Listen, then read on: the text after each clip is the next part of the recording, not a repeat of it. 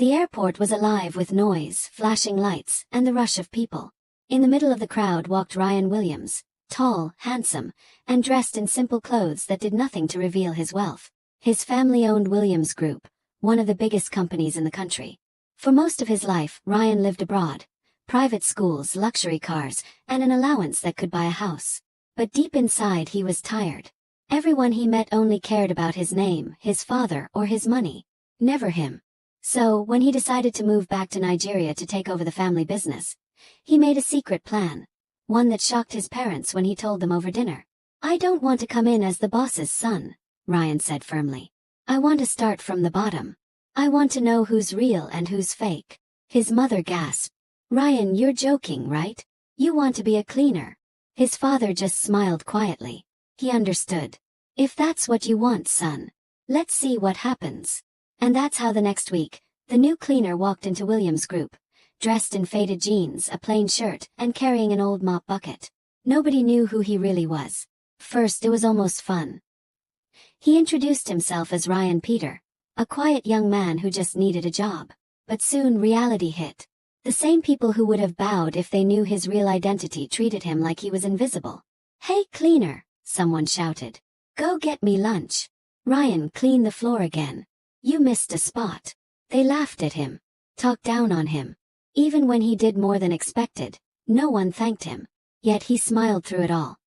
He wasn't there to be liked. He was there to learn. Then came Ella, the one who caught his eye the very first day. She worked in the marketing department, confident, beautiful, and always in a hurry. Ryan admired her from afar until one day. He finally gathered courage to talk to her. "Hi, Ella," he said shyly, wiping his hands on his uniform. "I just wanted to say you're doing a great job. You inspire me." She looked at him, then at his uniform, and gave a small laugh. "Inspire you? Please don't start dreaming. We're not in the same class." Her words stung, but Ryan only nodded. "Maybe someday," he whispered to himself. Days turned into weeks, and while everyone else saw a cleaner, Ryan quietly took notes on how the company worked, on the staff who were loyal, and those who only pretended. Sometimes he'd stay back after work, going through old files and reports. He already knew more about the company than most of the managers. One Friday, during lunch break, he saw Ella struggling with a box of documents. He quickly ran to help her. "Let me help you with that," he said, lifting it easily. She hesitated, then allowed him. "Thanks," she said softly for the first time. Ryan smiled. "You're welcome." For a moment, she looked at him differently, like she was seeing him for the first time. But that moment didn't last. When her friends walked in, she quickly changed her tone. "Don't get too comfortable," she said coldly. "Just do your job." That night, Ryan sat alone in his small apartment. He thought about everything, the lies, the insults, the loneliness.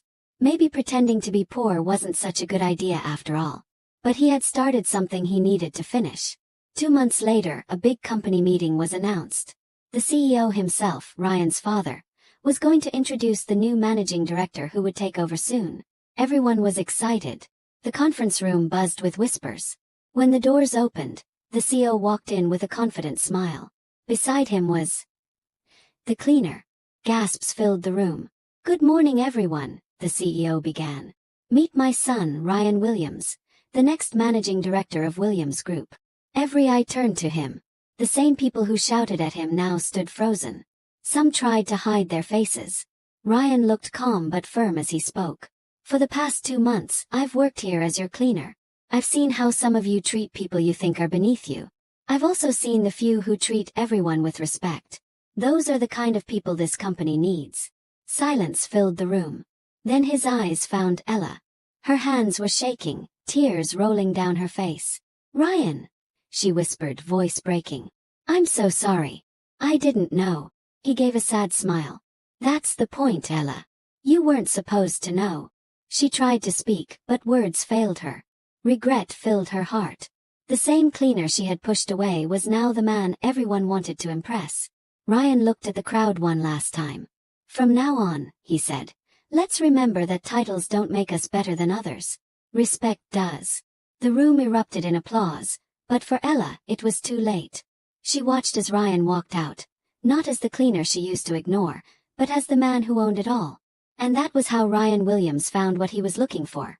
Not love but truth. Because sometimes you have to lose your name to find your worth. Please subscribe to this channel for more interesting stories.